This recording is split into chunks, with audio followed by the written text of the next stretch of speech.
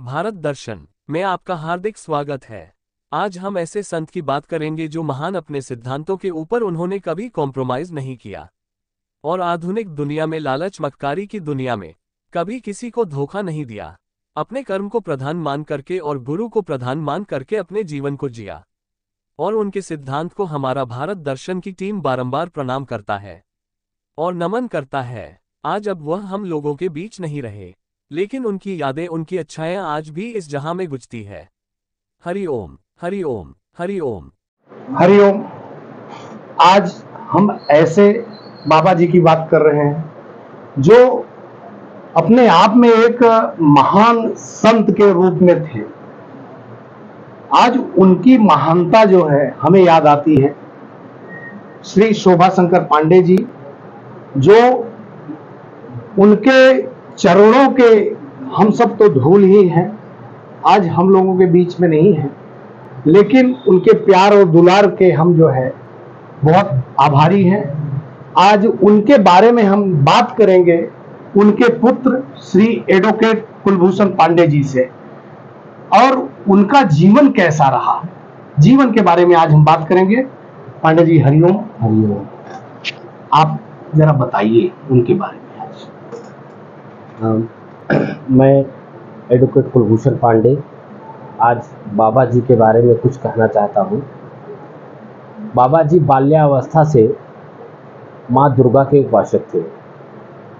उन्होंने माँ दुर्गा की उपासना करने के लिए हर जगह जाने का निर्णय लिया था और गए भी हैं। और बाल्यावस्था से ही वो विंध्याचल माता की दर्शन हर सप्ताह पैदल यात्रा करते थे। पैदल आना जाना उनका लगा रहता था। ये लगभग उनकी शिक्षा दीक्षा जब तक थी तब तक उन्होंने ऐसा किया। गोरखपुर से ग्रेजुएशन किए। ग्रेजुएशन करने के बाद वो पूर्वांचल विश्वविद्यालय से एलएलबी कर रहे थे। उसी समय उनकी भाभी जी ने उनसे कहा कि परिवार में एक वकील है तो दूसरे वकील की ज़रूरत क्या है। तो उन्होंने कहा भाभी कोई दिक्कत नहीं है, हम वकालत नहीं करेंगे। उन्होंने वकालत करने के बाद वहाँ से बॉम्बे प्रस्थान करने का निर्णय लिया कि बॉम्बे में गांव के लोग रहते हैं तो वहाँ पे कहीं न कहीं जॉब उनको मिल जाएगी। जब बॉम्बे गए तो बॉम्बे में हमारे गांव के वरिष्ठ लोगों ने और धनाढ्य लोगों ने उनकी अवहेलना की। उन्होंने कहा कि आप बॉम्बे टिक नहीं पाओगे, जो कि बाबा जी के पिताजी ने बॉम्बे में बहुत कुछ बनाया था और लोगों को दे भी दिया था कि भाई ये आपकी संपत्ति है, आप लीजिए, हमारे बेटे नहीं लेंगे इसको।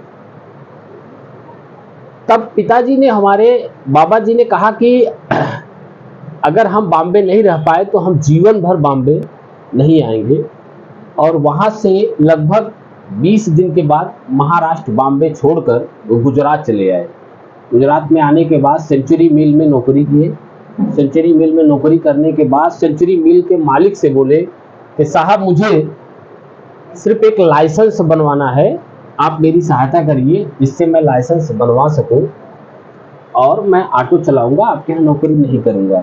मालिक भी हंसा और बोला कि आप हमारे यहाँ जॉब करते हो और हम ही से कह रहे हो कि मैं आपकी नौकरी नहीं करूंगा। लेकिन फिर भी मालिक की बहुत मेहरबानी थी बाबा जी का लाइसेंस बनवाने में। उन्होंने अपना पता दिया और कहा कि ठीक है बाबा आप बनवा लो। लाइसेंस बनवाने के बाद उन्होंने ऑटो लिया। ऑटो लेने के बाद वो हमेशा ऑटो का ही वर्क करते थे और उनका ये था काम कि कहीं बॉम्बे मार्केट में खड़े होते थे ऑटो लेकर या दिल्ली गेट पे, और कहीं भी अपनी ऑटो छोड़कर कहीं भी निकल जाते थे कि कहीं आज हरिद्वार जाना है या भारत भ्रमण पूरा सूरत रहकर ही उन्होंने पूरा किया था। कहीं पर्वतों में, कहीं झाड़ियों में, कहीं जंगलों में, कहीं शेर के सामने, कहीं गुफा में, कहीं 21-21 दिन महीनों खाते नहीं थे, लेकिन भ्रमण करते थे। किसको खोजते थे वो भगवान ही जानता हो। लेकिन एक समय ऐसा था, लगभग 1990 की बात है, कि जब उनके ऑटो में एक दंपत्ति परिवार आके बैठा और कहा कि भैया बाबा जी आप हमको जरा जहांगीरपुर ले चलिए। जब जहांगीरपुर गए तो वहाँ एक संत बैठे थे जिनके यहाँ लगभग कुल मिला के 10 की संख्या थी।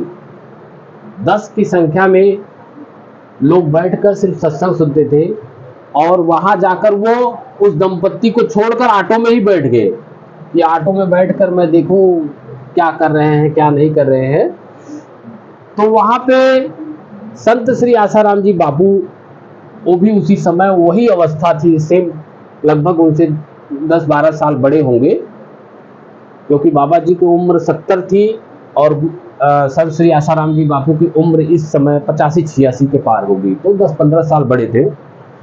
तो उन्होंने वहां पे बैठे हुए, ऑटो में बैठे हुए व्यक्ति का नाम लेकर पुकारा कि ए शोभा शंकर इधर आओ।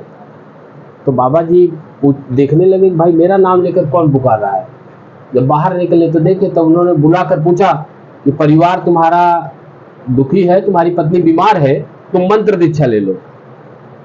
ऐसी स्थिति में बाबा जी को उन्होंने उस समय मंत्र दिया था, और मंत्र लेने के बाद वो काफी तपस्या किए और गुरु सेवा में अपना जीवन समर्पित कर दिए। वो कभी भी अन्य कहीं स्थान पर जाते थे तो सिर्फ गुरु सेवा के माध्यम से ही गुरु सेवा ही करने जाते थे। जहां पे भी जाते थे उसको अपना गुरु सेवा ही मानते थे। और लिखे थे